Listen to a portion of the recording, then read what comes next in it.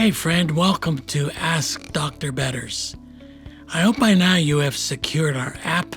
It's called Help and Hope, and everything that we do at MARKINC Ministries, you'll find it on that app. Also like to know if you plan to subscribe to us, subscribe to this particular broadcast to our YouTube channel, and we'd love to have you. Thousands already have it. We want you not to miss a thing. One of the more common questions that I get is related to how God judges us. And specifically, this question comes, I think, from a very troubled heart, somebody who is really wondering about this question. He says, does God discipline us by taking our loved ones by death? In other words, does God kill our loved ones in order to discipline us because of some gross sin? The short answer to that is not normally. God does not take joy in killing family members, killing our loved ones in order to make a point or to prove a point. However, there is a sense in which there are some biblical examples of God doing just that. God has a plan and God has a purpose. So when I say not normally does God take our loved ones from us to discipline us, but that does not mean He never does. There are times when God brings a judgment to someone that He has a great plan for, but they just don't listen. They just don't get it. David was one of those people. Now, keep in mind, we like to talk about David's sin with Bathsheba. It makes us feel better about ourselves. Because we look at it and we say, well, I never killed a warrior by sending him off onto a suicide mission in order to have his wife. This is exactly what David did with Bathsheba. And yet David is referred to as a man after God's own heart. The kingdom of David becomes the kingdom of the Messiah. David occupies a throne that the Bible tells us the Messiah occupies. So God refers to him and to Israel as the apple of His eye, as a man after His own heart.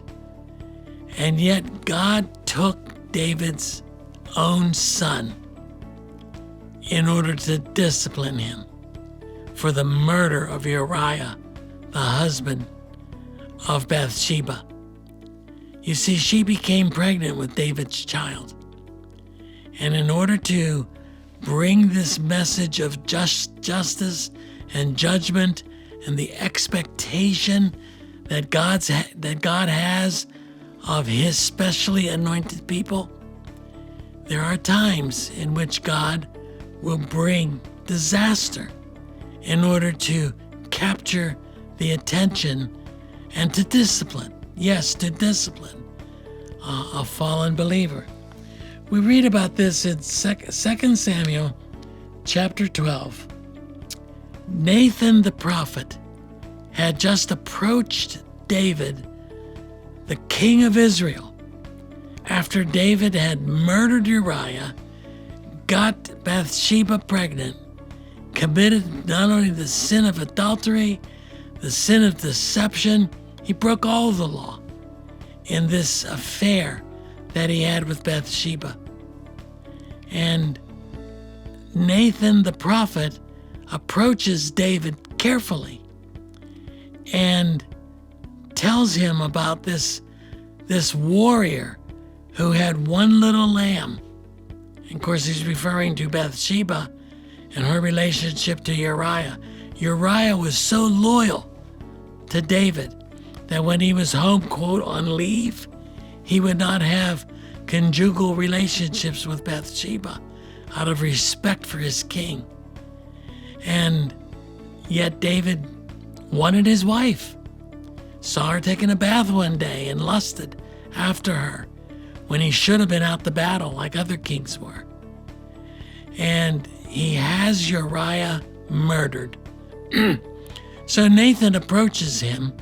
You can read all about it in 2 Samuel chapter 12. And tells David about this one warrior who has one little lamb, and somebody came and stole it and killed it. And David becomes irate in judgment. You know, we do tend to have less patience with people who commit the same sins that we do, because it makes us feel better to know that they've committed the same sins. Well, David was warned by Nathan the prophet. He said, "You are the man. You are the one I'm referring to. I'm not referring to somebody else. I'm referring to you. You're the one who stole the lamb. You're the one who murdered Uriah the Hittite." And David came under severe conviction. And then that's where we pick up the story in 2 Samuel 12. He says, "You did this to do what is evil in your sight. You have struck down Uriah the Hittite with the sword. You have taken his wife to be your wife and have killed him with the sword of the Ammonites. Now therefore the sword shall never depart from your house." That's judgment number one. David became a man of war. He never, in his entire reign, he never had peace. He was always a man of war. So that's judgment number one.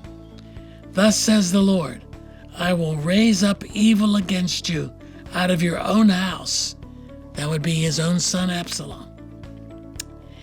"And I will take your wives because your eyes have been given them to, you gave your eyes to your neighbor.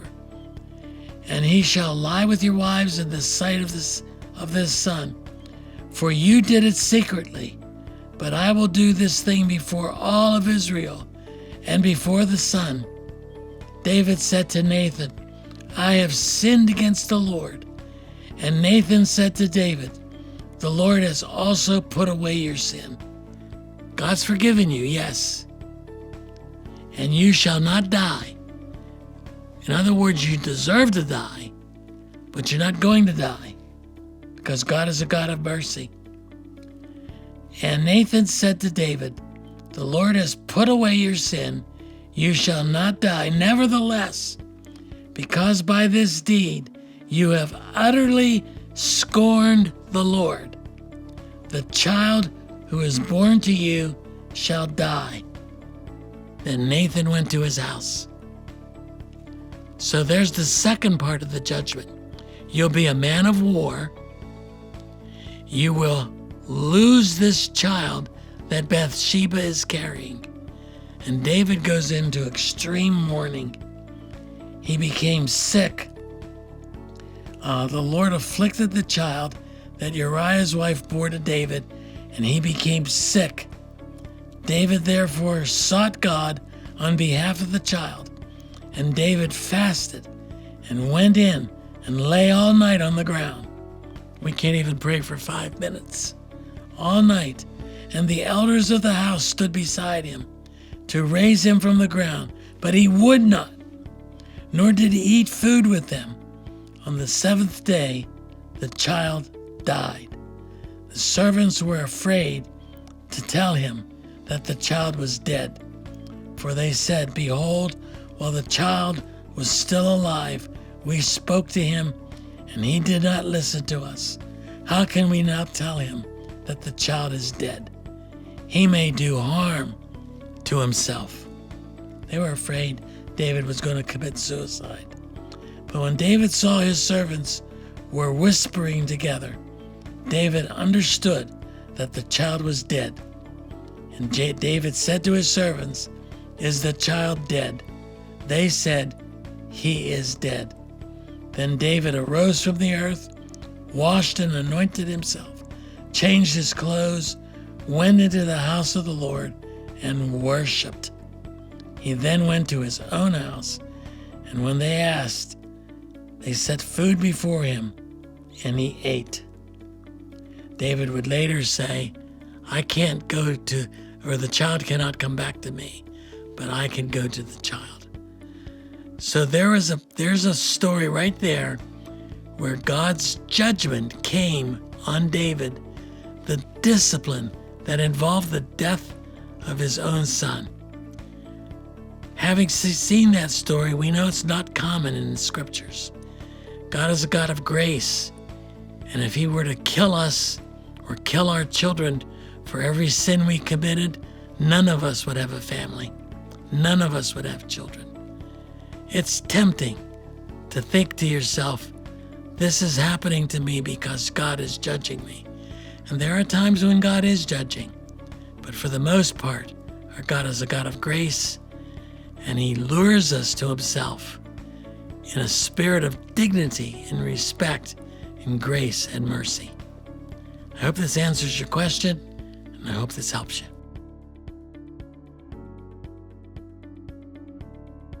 Hi, my name is Melissa Weisenfels, Executive Director here at MARKINC Ministries.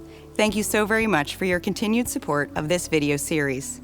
Ask Dr. Betters is not meant to be a substitute for professional counseling, but instead is designed to extract biblical principles around the questions being asked. We encourage you to seek professional counseling if needed.